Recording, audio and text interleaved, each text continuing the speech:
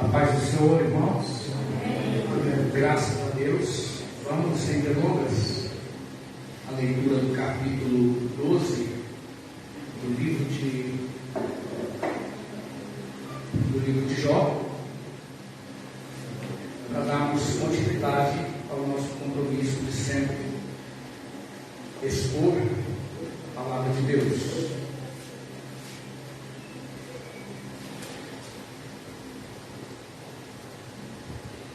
Diz assim a palavra: Então Jó respondeu: Na verdade, vós sois o povo, convosco morrerá a sabedoria. Também eu tenho entendimento como vós. Eu não vos sou inferior. Quem não sabe coisas como estas? Eu sou irrisão para os meus amigos. Eu invocava a Deus, e ele me respondia. O justo e o reto servem de irrisão. No pensamento de quem está seguro, há desprezo para o infortúnio, um empurrão para aquele cujos pés já vacilam. As tendas dos tiranos gozam paz, e os que provocam a Deus estão seguros. Tem o punho por seu Deus, mas pergunta agora às animarias, e cada uma delas te ensinará, e as aves dos céus, e elas te farão saber. Ou fala com a terra, e ela te instruirá. Até os peixes do mar te contarão. Qual entre todos esses não sabe que a mão do Senhor fez isso? Na sua mão está a alma de todo ser vivente, e o espírito de todo gênero humano. Porventura, o ouvido não submete à prova as palavras, como o paladar prova as comidas? Está a sabedoria com os idosos, e na longevidade o entendimento? Não. Com Deus está a sabedoria e a força. Ele tem conselho e entendimento. O que ele deitar abaixo não se retificará. Lança na prisão, e ninguém a pode abrir. Se retém as águas, elas secam. Se as larga, devastam a terra. Com ele está a força e a sabedoria. Seu é o que erra e o que faz errar. Aos conselheiros leva os despojados no seu cargo, e aos juízes faz desvaiar. Dissolve a autoridade dos reis, e uma corda lhe cinge os lombos. Aos sacerdotes levam os despojados do seu cargo, e aos poderosos transtorna. Aos eloquentes ele tira a palavra e tira o entendimento aos anciãos. Lança desprezo sobre os príncipes e afrouxa o cinto dos fortes. Das trevas manifesta coisas profundas e traz à luz a densa escuridade. Multiplica as nações e as faz perecer. Dispersa-as e de novo as congrega. Tira o entendimento aos príncipes do povo da terra e os faz vaguear pelos desertos sem caminho. Nas trevas andam as apalpadelas, sem terem luz, e os faz cambalear como ébrios. Nesse capítulo, nós temos algo que precisa ser a característica de todo crente. Nós temos aqui a defesa da consciência que Deus nos deu. Esse homem que está sendo provado, esse homem que está sob ataque do adversário de nossas almas, está sofrendo, está vivendo a realidade do bom combate. Isso não pode deixar de ser dito a respeito desse homem, que a questão de Jó se insere em um contexto, como dissemos de manhã, da queda do homem, se insere no contexto do ataque ao próprio Deus, do ataque à sua palavra, e nesse contexto geral, o homem de Deus se levanta como a testemunha, como que responde pelo próprio Deus, como que fala pelo próprio Deus. Também temos entendido, de formas repetitivas, que nesse contexto Jó também é tratado, que o sofrimento também tem essa característica, o sofrimento do justo. É disso que se trata no livro do Jó. Não é o sofrimento da humanidade rebelada que colhe as consequências. Isso é diferente. Isso pode ser ministrado, tratado em outro momento. em outra exposição, mas trata-se o livro de Jó do sofrimento do justo, do sofrimento dos santos, do sofrimento do homem de Deus, do povo de Deus. Trata-se o livro de Jó do ônus que sobrevém, do preço que paga todo aquele que piamente quiser viver uma vida de compromisso com Deus. Então, esse homem que tem suas limitações, ele também está aqui como a testemunha, a voz, que fala a favor do próprio Deus, a favor da própria verdade. Esse homem que, do profundo das suas perguntas não respondidas necessariamente, como temos ensinado, espero que os irmãos decorem essas informações, mais do que decorar, aprendam, é o livro de Jó, o livro do qual ele faz várias perguntas, ele faz 16 perguntas, ele se pronuncia diante de Deus, entregando para Deus 30 questionamentos. Ele elabora ali 30 questionamentos, 16 perguntas, e Deus responde com 70 perguntas. Melhor, ele faz 34 questionamentos, 16 perguntas, e Deus responde com 70 perguntas. Então, do profundo desse ensino doloroso, do profundo desse aprendizado no qual ele transborda na dor, ele está vivendo o compromisso de não abrir mão da consciência que Deus deu a todos os santos. Disso fala o escritor da Epístola de Judas, no seu único capítulo. A responsabilidade que está sobre os nossos ombros de defender a consciência que Deus deu aos santos. A fé que foi dada aos santos é a nossa definição de consciência. A nossa definição de consciência, ela não é fruto das narrativas da mídia, ela não é fruto das considerações dos jornais, ela não é fruto das definições da filosofia, do humanismo ateísta, ela não é fruto daquilo que se desenvolve nas universidades, nas faculdades, nas escolas, em sua grande maioria conspirando contra Deus. Não, ouçam isso todos, não vem das fontes desse mundo compromissadas com o pecado, não vem a nossa definição de consciência de modo algum, não vem daí mesmo.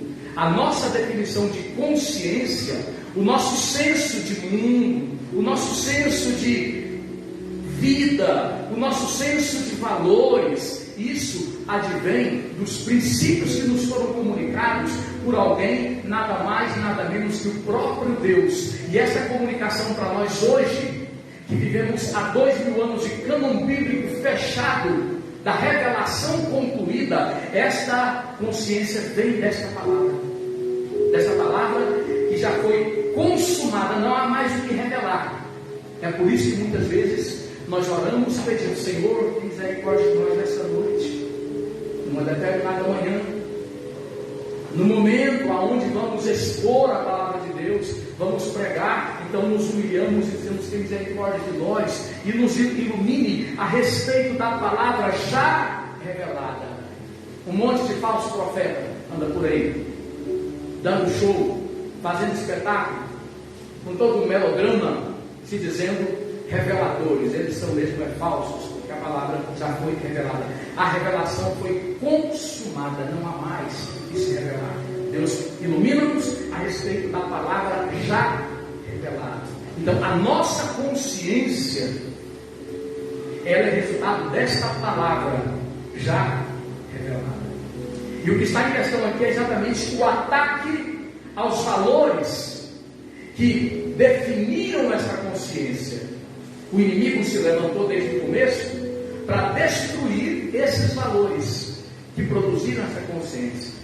Desde o começo, Deus criou o homem segundo sua imagem e semelhança e falou-lhe de valores, e falou-lhe de princípios, e falou-lhe dos fundamentos que ele teria que obedecer para que ele tivesse um convívio próspero com Deus, ele tivesse um relacionamento próspero com Deus. Depende de corresponder graciosamente a esses valores, para que a sua consciência, sua percepção de vida, ela se fortaleça cada vez mais em sintonia com esses valores.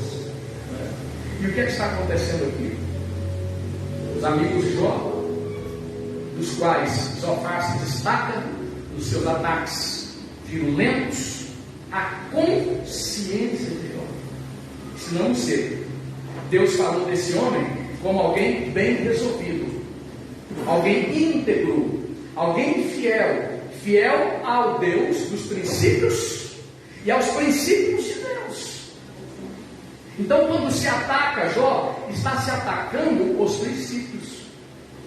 Quando se ataca Jó como desonesto, como pervertido, está se dizendo para Jó: abra mão dos princípios que esse Deus, que se referiu a você como fiel e íntegro, te concedeu. Abra mão desses princípios, abra mão desses valores e fique com os valores que eu estou te passando.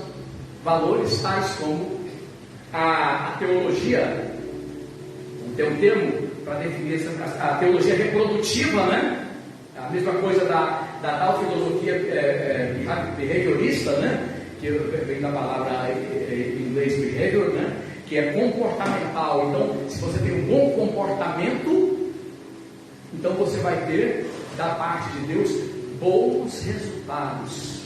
Você, diante de Deus, é retribuído pela sua bondade, não a bondade de Deus, mas pela sua bondade.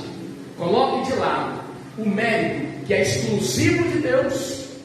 Coloque de lado o fato da graça, aonde nós aprendemos que o homem não recebe nada por mérito, mas tudo é por graça. Então coloque isso tudo de lado e comece a ser bom, você mesmo, ser bom. Comece a ter comportamentos melhores, para que você passe a merecer de Deus o seu favor. E todo esse conjunto de princípios que colocam você como dependente desse Deus, colocam você como resultado da ação misericordiosa e graciosa dele, te tornando justo, não por mérito, mas por imputação. Então, abra mão de tudo isso e passe a ser bom por você mesmo, porque você está passando por essas lutas, você está passando por essas aflições, é porque você é mau, você é ruim. Então, a única possibilidade da pessoa passar por perdas nessa vida, por lutas terríveis nessa vida, é quando ela é ruim. Essa é a teologia dos amigos de Jó. Então Jó vai refutar. Quando ele começa a ironizar seus amigos, na defesa dessa consciência, percebam isso. Estamos falando nessa noite da posição do crente de ser um defensor dos valores eternos, um defensor dos princípios eternos, de ser um defensor da consciência genuinamente cristã. Então, quando ele vai refutar, ele começa de forma irônica. Então Jó respondeu: na verdade, vós sois o povo, e convosco morrerá a sabedoria. Ou seja, ele está sendo sarcástico com eles, né? Ele está sendo bastante irônico. Vocês geralmente são os bambambãs, os CDFs em matéria de conhecimento, como dizem os jovens, né? O linguajar mais escolar. Vocês são os CDFs da esfera do conhecimento. Com vocês morre a sabedoria. A sabedoria chegou aí, ela não tem como passar mais. Vocês sabem tudo, né?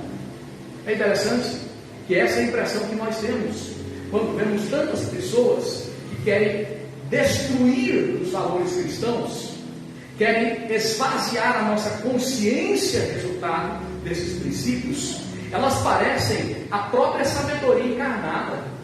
A forma como eles falam, a entonação de voz, a eloquência, o charme, a capacidade de envolver quem os ouve, a capacidade de convencimento. Você tem a impressão de que uma divindade lhe fala, de que é o próprio Deus que está lhe falando.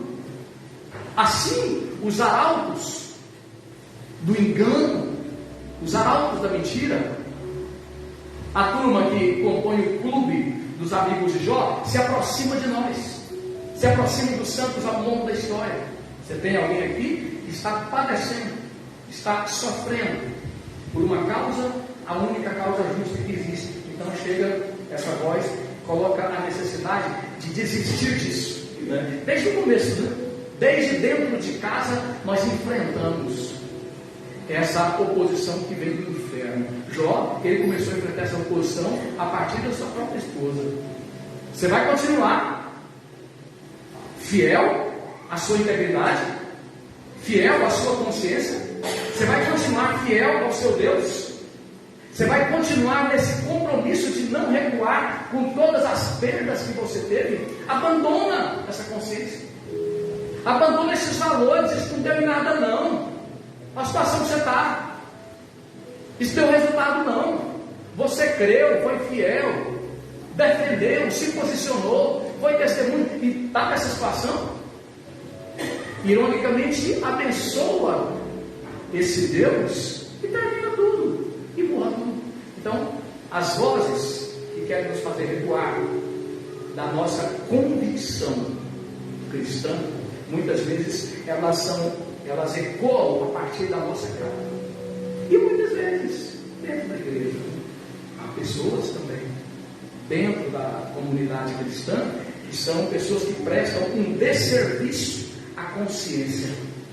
Um desserviço à consciência cristã, um desserviço aos valores, um desserviço à sã doutrina.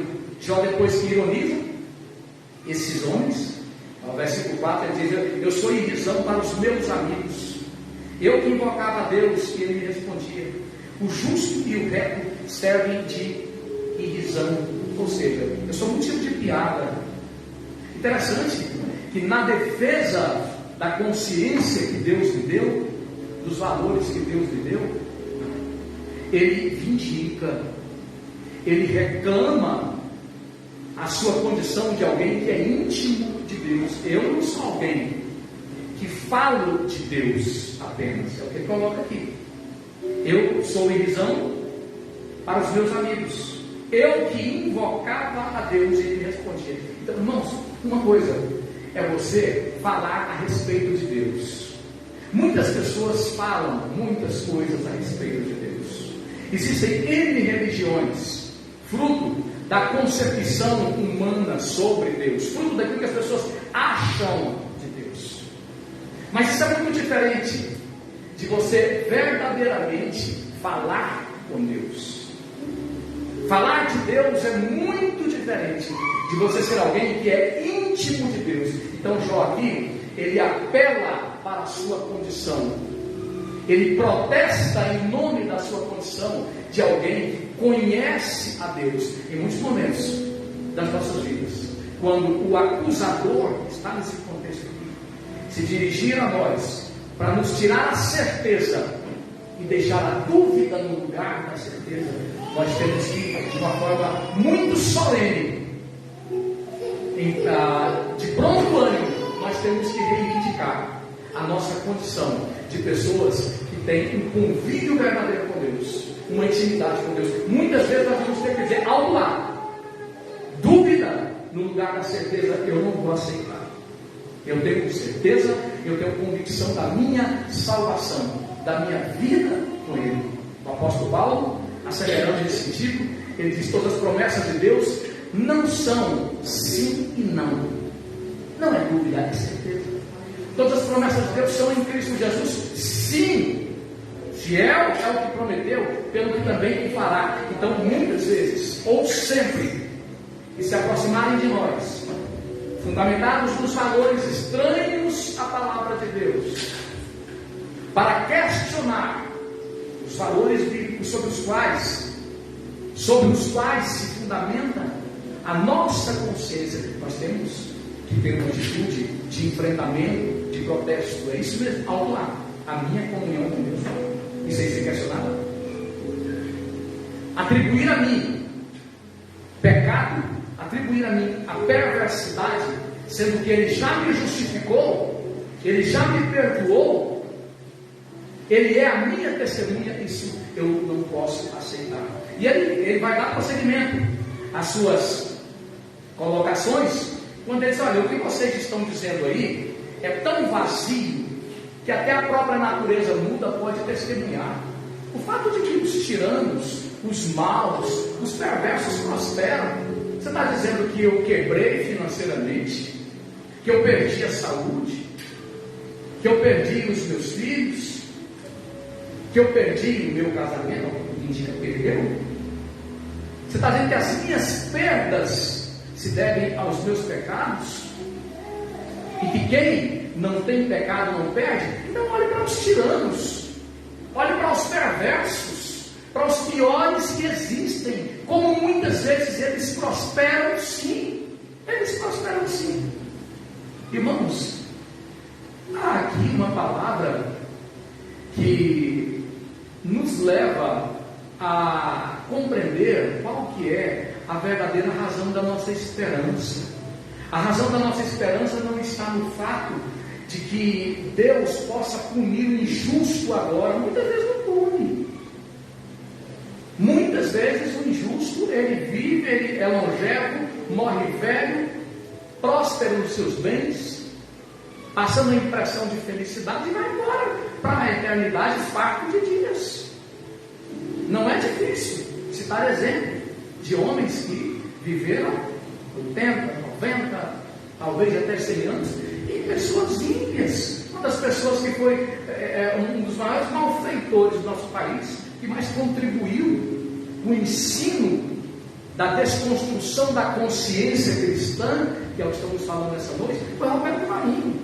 Chegou, bateu aí a porta dos 90, se não me engano, foi embora, farto de dias. O dono das organizações Goebbels, né? Goebbels é um Globo, né? Eu confundo com Goebbels, o propagandista de Hitler, confundo com esgoto também. Então, foi embora farto de dias. E por isso vai. Não poucas vezes você vê o justo alcançado pela injustiça. Você vê o justo morrendo na injustiça. Não poucas vezes. A justiça contra aqueles que fizeram injustiça contra os justos não acontecendo nessa vida. É duro, é difícil falar isso, principalmente para uma geração de crentes que está habituada a ouvir tudo o contrário disso. Está sendo levada à falsa promessa de que Deus vai sim, em todo o tempo, punir o justo nessa época, nessa vida, e não é verdade.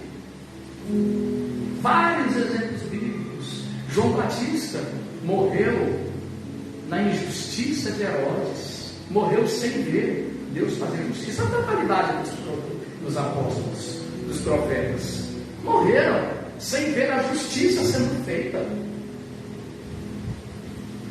E aí como é que fica a filosofia retributiva, né? A teologia dos amigos de Jó?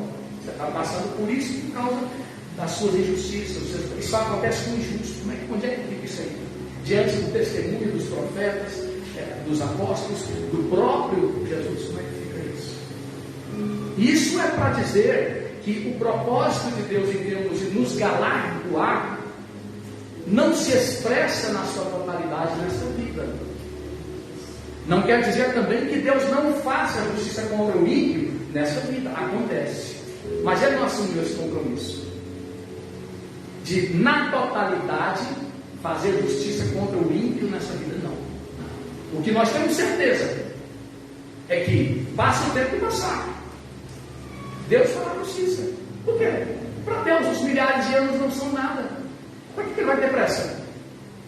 Para que Ele vai ter pressa se, por mais que o ímpio fez injustiça contra o justo vai ressuscitar no corpo incorruptível? Por que Deus tem pressa? No final de tudo, as contas, mais do que fecharem, elas vão ser acertadas. E o justo, ele já é, por causa dessa promessa da vida eterna, da ressurreição, ele já é mais do que vencedor, independente do que lhe aconteça nessa existência, por causa da vida eterna devoluta em Cristo, na sua obra, na cruz, ele já é vencedor. Nisso está a vitória. Aí está a razão da esperança, a razão da fé dos salvos, a certeza da eternidade, e não nessa vida. Então Jó, ele confronta seus amigos, ele diz: olha a quantidade de ímpios que prosperam, olha a quantidade de ímpios cujas vidas dão certo, entre aspas, tem as alegrias passageiras dessa vida, não é? Aí você vai evoluir para isso, a quantidade de justos que padeceram, como eu já falei. que não viram Deus fazer justiça nessa terra. Mas não foi essa a promessa que Ele fez. Não pode estar fundamentado nisso a nossa esperança. Eu vou ver Deus fazendo justiça contra esse indivíduo que está prejudicando a igreja. Eu vou ver aqui nessa terra. Não tem base bíblica para isso. Não tem base bíblica para isso. Não tem uma fundamentação bíblica para isso. Agora, com certeza, Deus fará justiça. Seja aqui nessa terra, seja na eternidade. Ele fará justiça. Não tem problema. O tempo não é problema para Deus e não pode ser problema para nós. Não pode ser. Eu gosto de algumas frases de efeito proferidas por nomes históricos, né? Quando o Japão, na condição de império, desferiu um covarde ataque sobre os Estados Unidos, bombardeando Pearl Harbor. Então o presidente Roosevelt, na época, ele proferiu uma frase mais ou menos nesses termos: não importa quanto tempo vai passar, mas o covarde ataque do Império Japonês desferido sobre os americanos, com numerosas vítimas, vai terminar com a justa vitória dos Estados Unidos da América. Demore o tempo que demorar, vai terminar com a nossa vitória. Eu fico pensando num homem que não necessariamente conhecia a Deus, tem essas convicções, né? E por que o crente não pode falar a mesma coisa? Não tem problema. Demore o tempo que demorar, vai terminar com a minha vitória.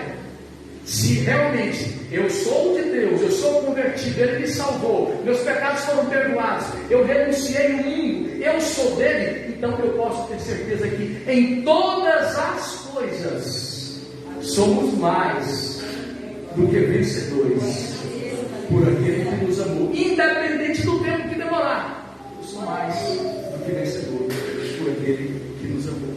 Então ele prossegue na defesa desse valor maior, que é a consciência que Deus nos dá, e enaltecendo ainda o próprio Deus. O versículo 10, ele diz: na sua mão está a alma de todo o ser vivente e o espírito de todo o gênero humano.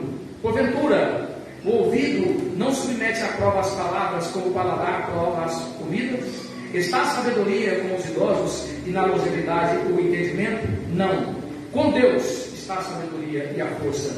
Ele tem o conselho e o entendimento. O que ele deitar abaixo não se edificará. Lança na prisão e ninguém o pode abrir. Então ele vai continuar a sua abordagem, o seu confronto na defesa da sua consciência dada por Deus, deixando algo mais bem claro.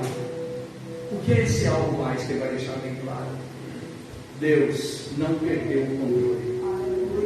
Deus nunca perde o controle. Por crítica que esteja a situação, por mais que o caos pareça ter se instalado, Deus nunca perdeu. Deus não perde e jamais perderá o controle. Ele nunca foi, não é e não será apiado do seu trono, a partir do qual ele governa todos e todas as coisas. João coloca isso de uma maneira muito clara. Com ele está o conhecimento, com ele está o entendimento.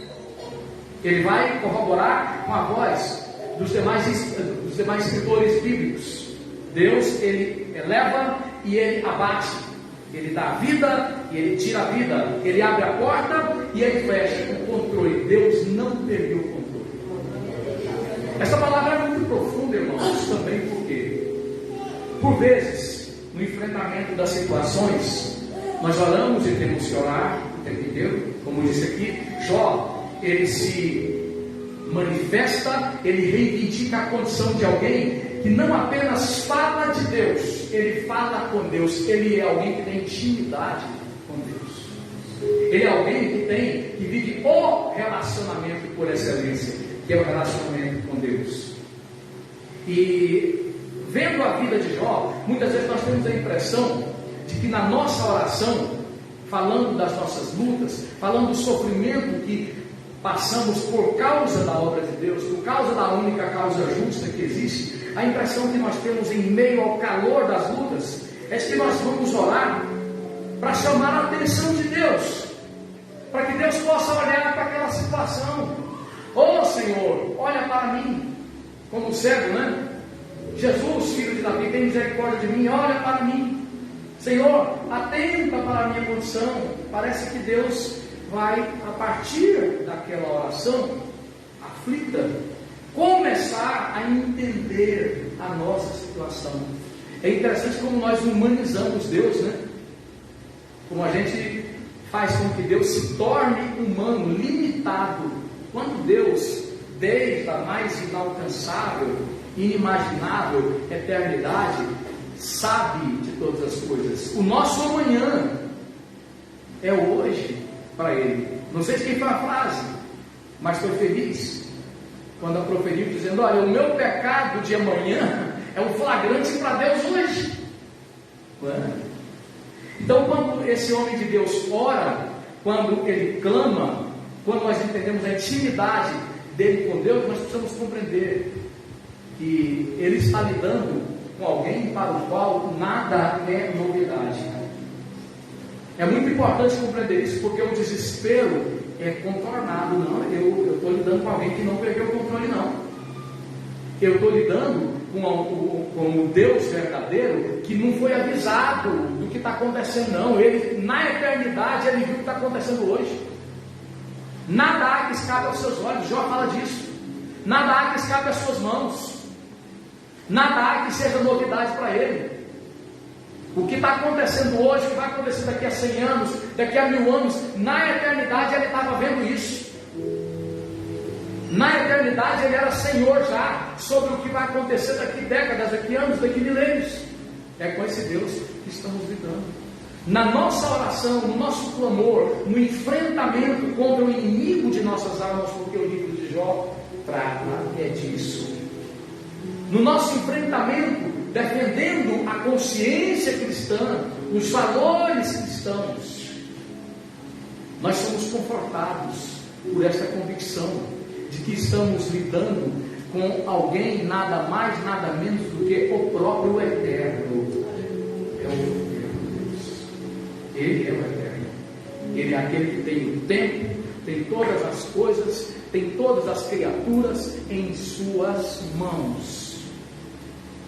E naturalmente que nós não acreditamos na predestinação da perspectiva calvinista, porque essa passa o entendimento de que Deus na eternidade predestinou as pessoas para o pecado, predestinou a maioria para o pecado. Então essa doutrina calvinista, ela coloca Deus praticamente como culpado. Essa nós não cremos, não há base bíblica para isso. O Deus que envia os seus profetas, colocando para as pessoas a necessidade de se arrepender, insistindo com as pessoas para voltar de suas impiedades, chama toda a humanidade ao arrependimento. Ele não está fazendo uma peça de teatro, é porque a salvação é acessível a todos. Agora, por outro lado, nós cremos que na eternidade, quando o mundo não era mundo, Deus predestinou a tudo e a todos para os seus propósitos gloriosos. Deus predestinou o homem que é segundo sua imagem e semelhança. Ele não poderia predestinar o homem segundo a sua imagem e semelhança para a condenação eterna, para a destruição eterna. Ele não poderia predestinar parte apenas da sua imagem e semelhança para a salvação e a outra parte majoritária da sua imagem e semelhança para a condenação. Esse aí é o monstremo de Calvino. Isso aí é o abacaxi que os calvinistas inventaram, e fica por conta deles tentar decifrar essa situação monstruosa, indecifrável. Mas aquele que criou o homem segundo sua imagem e semelhança, na eternidade, ele criou o ser humano na sua totalidade. Ele quis isso para relacionar-se com o homem em glória, em santidade, em temor, em amor, eternamente. Então, isso que na eternidade ele tem para todos aqueles que se abrem para a sua tão grande e única salvação, ele vai fazer acontecer. Operando ele, quem impedirá? A tribulação, a angústia, o sofrimento pode ter a intensidade que tiver, mas isso não vai ter poder sobre os desígnios de Deus, sobre o propósito de Deus na vida daqueles que o amam, que se abriram para a sua tão grande e única salvação. E quando Jó exalta o controle de Deus sobre todas as coisas, Então, essa referência, acima de tudo, ela é aplicável àqueles que se abriram para esse Deus, aqueles que o respeitam, aqueles que o temem, aqueles que se convertem e que se converterão a Ele. A ação de Deus, o compromisso de Deus em fazer com que o que Ele na eternidade determinou aconteça, trazendo alegria verdadeira, trazendo a vida por excelência a tantos quantos estejam com eles comprometidos. Ele continua falando da nulidade, do sucesso do ímpio, da vaidade, da condição insignificante, da força do ímpio. Que importa serem tão fortes? Deus está usando isso aí para levá-los a juízo. A partir dos versículos, do versículo 16: com ele está a força e a sabedoria. Seu é o que erra e o que faz errar. Aos conselheiros leva-os despojados do seu cargo, e aos juízes faz desvaiar. Olha só, ele faz os juízes desvaiar, ele leva os juízes a tropeçarem na sua própria sabedoria, entre aspas. Ouçam isso aí, viu? Os mediantes togados do STF. E eu estou assumindo o que eu estou falando aqui. Como homem de Deus, como servo de Deus, eu tenho o dever de denunciar a impiedade. Vocês que usam as togas para apoiar o crime, para tentar transformar a fraude em verdade, querendo fazer com que a nossa sociedade tenha na mentira o fundamento dos valores, querendo fazer perecer a verdade para fazer viver a mentira. A igreja concordar com isso significa que ela concorda com o anticristo. Nós não vamos concordar com isso nunca. A igreja vai estar aqui falando contra a mentira, contra a fraude até o final, independente do ônus que isso traga sobre nós. Então ele está colocando aqui o que Deus faz com esses juízes. Aos conselheiros leva os despojados do seu cargo, e aos juízes faz desvairar. Ele os leva à vergonha, ele os leva ao constrangimento, ele os leva à exposição pública, ao opróbrio. Ele está comprometido em confundi-los e fazê-los tropeçar fatalmente. Nós temos aqui a mesma percepção do apóstolo Paulo em 1 Coríntios, capítulo 2. Onde está o sábio desse mundo? Onde está o escriba? Onde está a sabedoria desse mundo? Deus reduziu ela a nada. É Deus desprezando os padrões mais elevados do conhecimento humano. Esse conhecimento humano que se fundamenta na rebelião contra Deus. Deus desprezando tudo isso. Deus mostrando como tudo isso para ele não é nada. E ele assumindo o compromisso de simplesmente confundir tudo isso e reduzir tudo isso a cinzas. Então nós temos aqui uma questão bem apologética mesmo, né? A defesa mesmo da consciência bíblica, da consciência que Deus deu ao homem. Isso tudo começou quando o diabo falou que Jó servia a Deus circunstancialmente. Então eu vou te mostrar que ele é o verdadeiro apologeta. Eu vou te mostrar que ele é o verdadeiro testemunha. Ele vai falar por mim.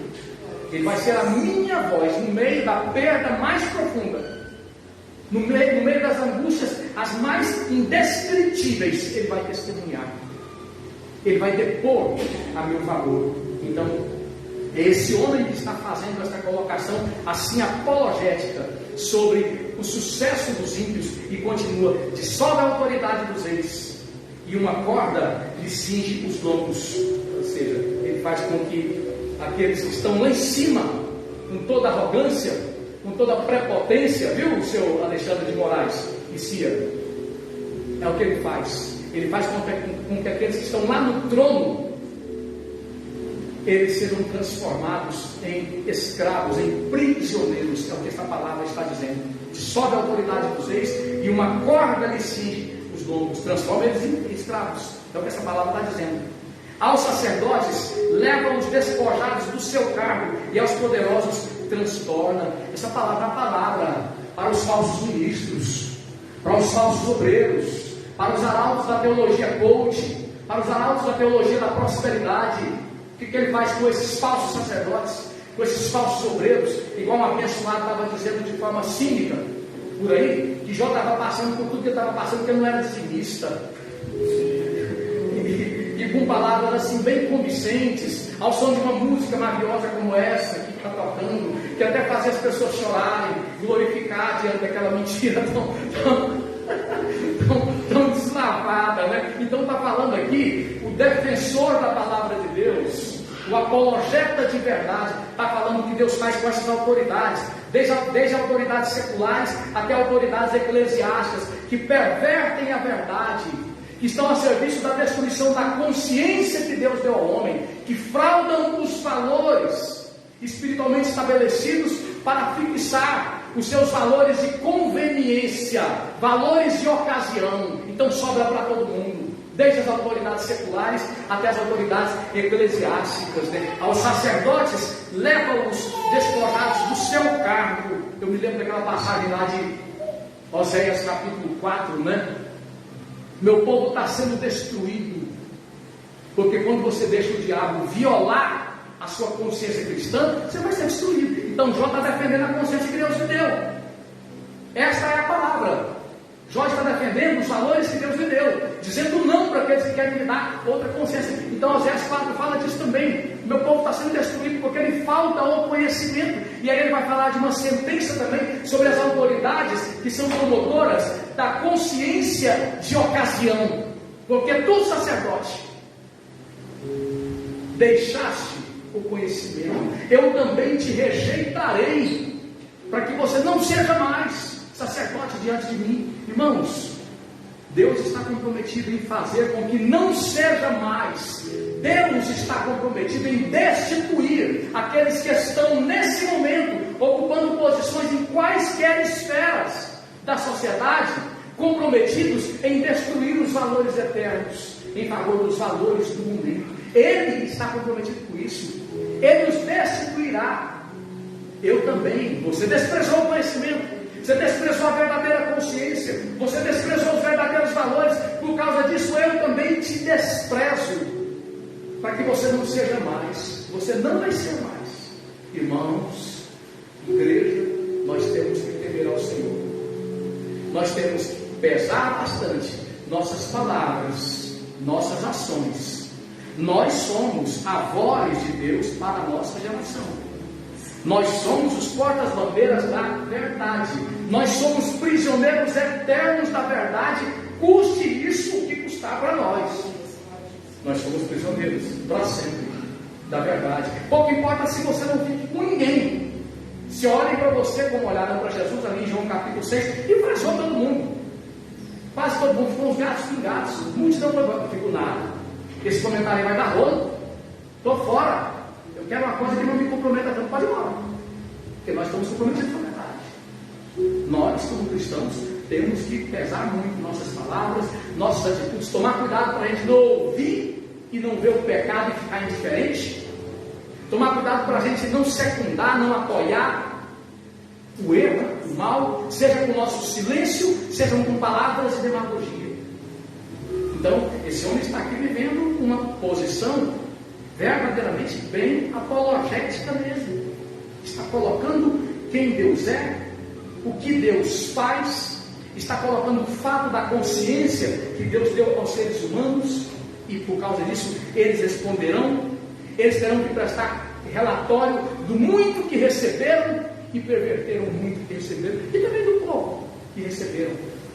E do pouco que possam perverter. E ele continua dizendo: aos eloquentes ele tira a palavra e tira o entendimento aos anciãos, lança desprezo sobre os príncipes, afrouxa o cinto dos fortes, das trevas manifesta coisas profundas e traz à luz a densa escuridade, multiplica as nações e as faz perecer, dispersa-as, de novo as congrega. Que coisa, né? Quer dizer, você tem uma situação em que ela está bem posta, ela está estabelecida, né? Falam muito do tal a palavra muito usada secularmente para se referir à firmeza das nações, à firmeza do Estado, né? Aquilo que eles dizem: olha, nós temos constituições, nós temos instituições bem sólidas que estão funcionando. Então Deus está falando: olha, eu acabo com isso, da noite para o dia eu termino com isso, eu resolvo isso aí rapidinho. Olha só o que o texto diz: multiplica as nações, As nações estão fundamentadas em pseudo-instituições, né? E ele está dizendo, multiplica as nações e as faz perecer. Está tudo firme aí. Tem o establishment, né? Eles chamam de establishment. Essa firmeza das instituições, das nações. Deus implode o establishment, o fundamento, a base, aparentemente sólida. Deus acaba com tudo da noite para o dia. Aquilo que gera certeza em milhões de pessoas, aquilo que dá segurança para milhões de pessoas, de um minuto para outro Deus acaba com tudo isso. Deus detona tudo isso.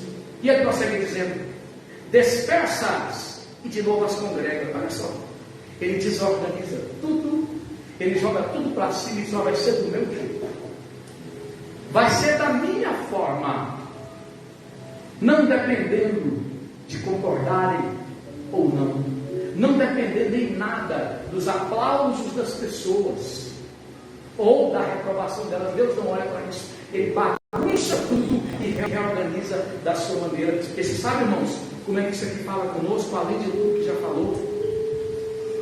É que o homem de Deus, a mulher de Deus, não está nesse cenário todo como alguém que está assistindo, uma forma de plateia. Ele não está como que assentado nas poltronas de um cinema assistindo. Ele não está como nas poltronas de um teatro vendo o que Deus está fazendo. Não, sabia que não. Não mesmo, não definitivamente. O homem de Deus, ele é protagonista. O homem de Deus é a voz de Deus no meio desse cenário. Ele não foi chamado para ficar igual a lagartixa, balançando a cabeça para lá e para cá, concordando. Ele não foi chamado para fortalecer as convicções que aí já estão. O homem de Deus, a mulher de Deus, não foi chamado para ser mais um rosto na multidão. O homem de Deus, a mulher de Deus, não foi chamado para aplaudir as coisas que estão. Ele não foi chamado para ser influenciado. Não, ele foi chamado para influenciar. Ele não foi chamado para ser mais um. Ele foi chamado para fazer a diferença. Ele foi chamado para fazer a diferença. É por isso que os amigos de Jó estão todos contra ele. Vem do inimigo essa oposição, porque ele não está ali para ser mais um. Ele não está ali para se misturar àquela condição homogênea de impiedade, que compromisso algum tem com a consciência verdadeiramente cristã, com os valores verdadeiramente cristãos. É por isso que a oposição se levanta de forma tão feroz, tão inflamada.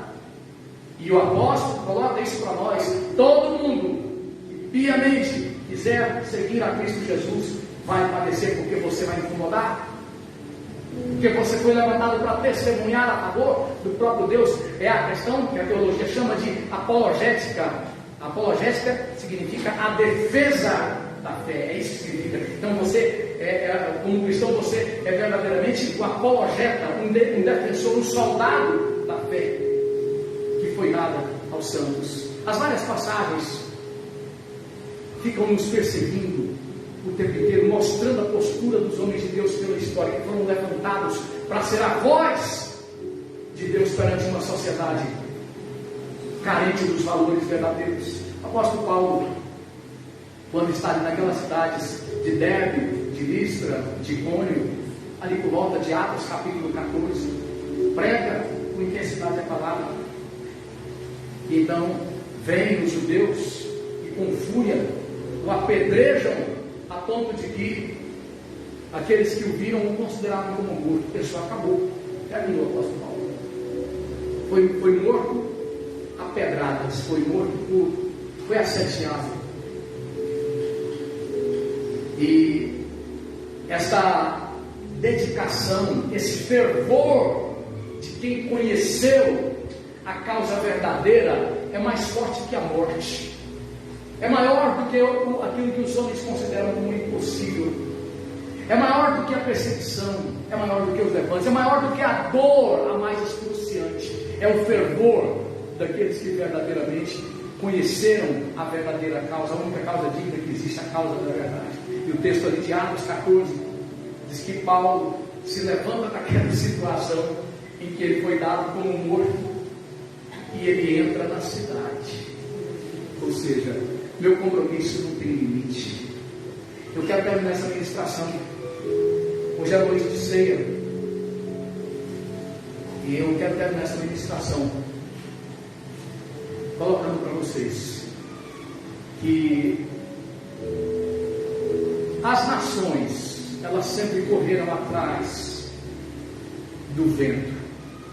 Apartadas de Deus, os povos nunca encontraram o caminho que perderam desde o Éden. Suas filosofias, suas ideologias não são nada mais do que a expressão dos perdidos. Por mais rebuscadas que sejam suas filosofias, suas ideologias, elas não são nada mais do que a expressão daqueles que se perderam e não se acharam mais.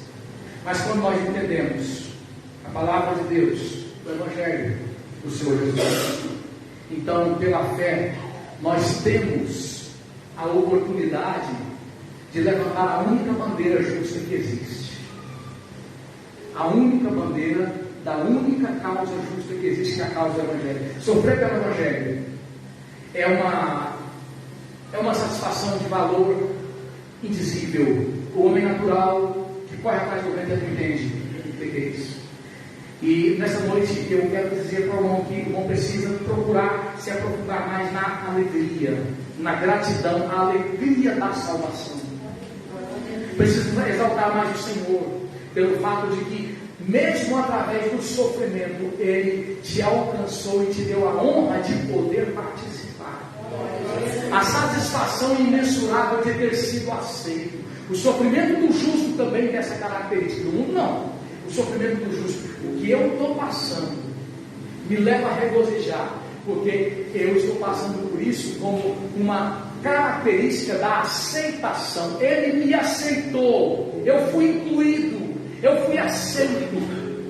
Paulo coloca isso na sua carta aos irmãos de Colossos, capítulo 2, capítulo 1, versículo 24. Ele diz: eu me regozijo no meu sofrimento por vós. Esse regozijo é porque foi aceito, porque foi incluído. E no meu corpo eu completo. No meu corpo eu completo. O que resta, olha só, o que ainda não foi terminado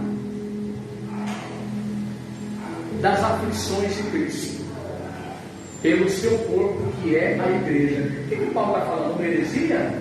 Ele está completando a obra da salvação? Claro que não. Ele está falando de algo elementar. Não precisa ser um teólogo dominante das línguas originais, do grego, do hebraico, etc., para entender isso. Isso é o corpo de Cristo. Se você é corpo de Cristo, não tem como você afirmar isso sem que você sofra pelo Evangelho. O que você passa pelo Evangelho? Diga aí, diga para você mesmo. Vai embora daqui hoje com essa pergunta. O que é que você passa que você possa dizer? É pelo Evangelho. Eu tenho um compromisso verdadeiro de viver pelo Evangelho. Meu pouco, meu muito, o que sou, o que tenho é para Deus. Então, você vai dizer, o que você passa pelo Evangelho? Se você realmente é alguém que sofre pelo Evangelho, você conhece o regozijo, a alegria verdadeira. Que contraste, né? Que aparente contradição, né? Como é que eu sou feliz? Como é que eu sou alegre se eu estou sofrendo? Na visão do homem natural, sofrimento é infelicidade. Não sou feliz porque eu sou. Eles até dizem, né? Como eles são medíocres, né? Tendo saúde está tudo bem, né? Pobre de Jó, né? Não tinha sentido a existência de Jó, porque saúde não tinha nada. Mas quando você sofre deveras pela única causa justa que existe, então você vive essa satisfação. Eu fui aceito. Esse sofrimento aqui, essa rejeição, essa situação que eu estou passando em qualquer área, tendo eu convicção de que é pelo Evangelho, isso só me causa regozijo, porque significa que Ele me aceitou. Eu fui incluído. E como nós temos hoje a ministração da ceia, eu queria chamar a sua atenção já, terminando, para o capítulo 12 do Evangelho de Lucas, já para ministrarmos a ceia. Falando ainda da importância do sofrimento.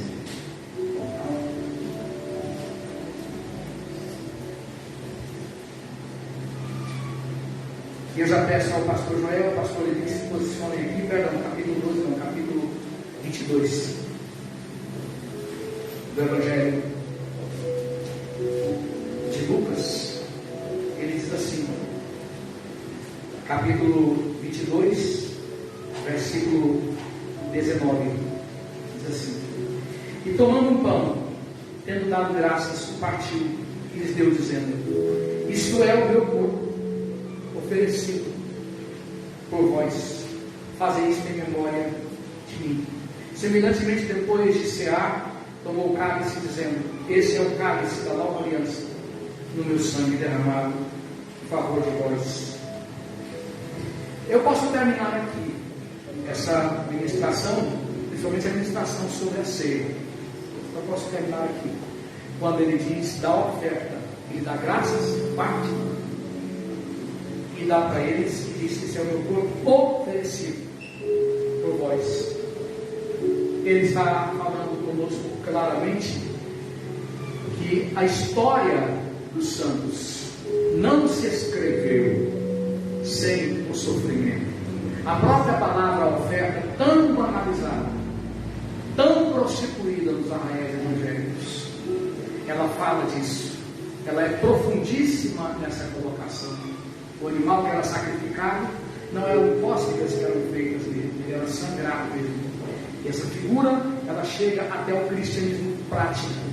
Ofereça os vossos corpos em sacrifício vivo. Jesus coloca: esse pão significa a minha oferta, que é dado por vós. Nós podemos pegar esse contexto aqui e traduzir sem medo de errar, dizendo: pronto, eu fiz a oferta que possibilita, a única oferta que possibilita a aceitação da oferta de vocês. A partir de agora, todo aquele que crer, se arrepender dos seus pecados, poderá fazer ofertas, poderá sofrer de modo aceitável. O seu sofrimento pela minha causa agora vai ser aceitável. E disso fala o apóstolo Pedro também, que nós oferecemos sacrifícios, ofertas. É sofrimento, irmãos. Essa carta de Pedro, 1 e 2 Pedro, foi escrita num contexto de perseguição. Então, oferecemos nosso sofrimento, nossas perdas, nossas lutas, de modo aceitável a Deus, mediante Cristo Jesus. Então, quando ele pega o pão e diz: isso aqui é minha oferta, então, doravante vocês poderão passar por qualquer coisa pelo Evangelho, na condição de salvos. Todo o sofrimento que vocês passarem pelo Evangelho será aceitável. Eu abri a porta, eu fiz um único sacrifício para abrir a porta da aceitação ao sacrifício de vocês. Veja que o Senhor se sacrifica para que os servos se sacrifiquem de forma aceitável. Não há aqui uma palavra que diz o seguinte: pronto, eu me sacrifiquei, agora é uma vida de só vitória, só vitória, só vitória. Alegria, só alegria. Não, não, não. É no mínimo mentira, para não gastar mais tempo. Isso aí é no mínimo mentira, para não gastar mais tempo. Mas pelo contrário, ele está dizendo: eu fiz o sacrifício que ninguém podia fazer, para que tudo que você for viver agora pela minha causa, pela minha obra, que vai trazer sacrifício, vai trazer sofrimento sobre a sua vida, seja aceito. Você agora poderá viver a alegria comum a todos os santos na história, de ter prazer em saber que o seu sacrifício, o seu sofrimento estará sendo aceito. Eu me lembro de muitos anos atrás, quando da consagração de pastores, no ministério ali do nosso saudoso pastor Davi, pastor Bandic, nosso distrital, isso coisa de uns 15 anos atrás ou mais.